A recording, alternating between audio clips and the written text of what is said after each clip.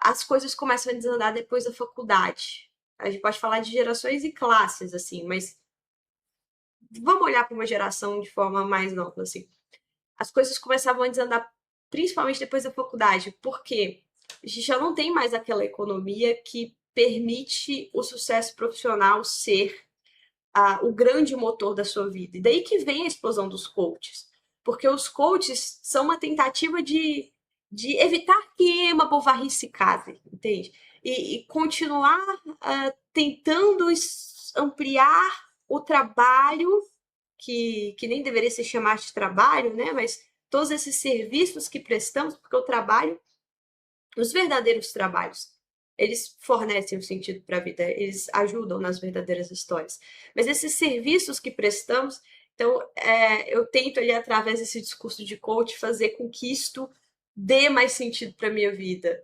E aí eu tenho uma filosofia de botequim embutida ali, e aquilo ali se arrasta durante um tempo. Então, depois da faculdade, já na minha geração, e olha só, as histórias de faculdade foram vendidas assim a rodo, tá? Não importa a classe social.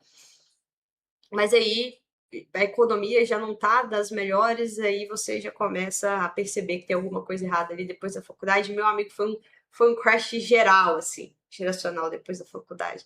Foi terrível, assim, você ia vendo um amigo depois do outro catando cavaco e colapsando e sem entender o que estava acontecendo. Né? E agora esta nova geração sequer tem mais essa narrativa até a faculdade. Então é por isso que vamos ver aqueles adolescentes que eram uma exceção na nossa época, que eram os adolescentes que já não conseguiam comprar essa narrativa de faculdade por um motivo ou por outro. Nessa geração eles são a maioria, porque daí eles já perceberam a face. Os adolescentes são capazes de notar as falhas, as fraturas das narrativas de forma muito acurada, de uma forma muito acurada, né? Eles conseguem perceber o que é mentira, o que é falso, de fato. Então, eles já percebem que essa narrativa, assim, de estudar, ir pra faculdade, tudo mais, isso já tá colapsando. E daí, a onda de, sei lá, antidepressivo que rola depois da faculdade começa a acontecer com 11, 12 anos de idade.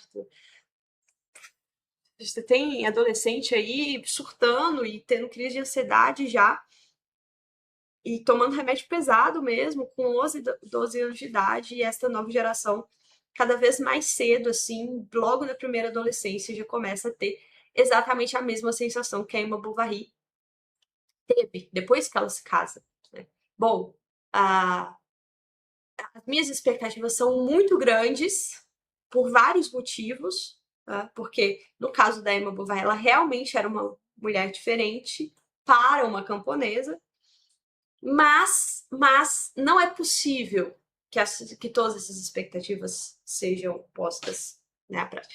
O que acontece depois que tudo isso cracha? Isso é importante. Começa o que a Edith Stein vai chamar de... Gleide mandou uma mensagem pelo Pix. Só continue. Muito obrigada, Cleide. Então, a gente pode mandar pergunta aí, tá? Eu tô falando aqui porque, enfim, esse é um assunto que vem me interessando há alguns anos. Aí eu vou falando, mas pode mandar pergunta que eu paro aqui e respondo. Então, falando, portanto, meu Deus, vai sair. Desse crash aí, que é um crash inicial. Você perceber que você está sendo movido por mentiras. Tanto mentiras que você conta para você mesmo, como mentiras que as outras pessoas te contam sobre o que você deveria esperar da sua vida e quais as narrativas iriam te manter.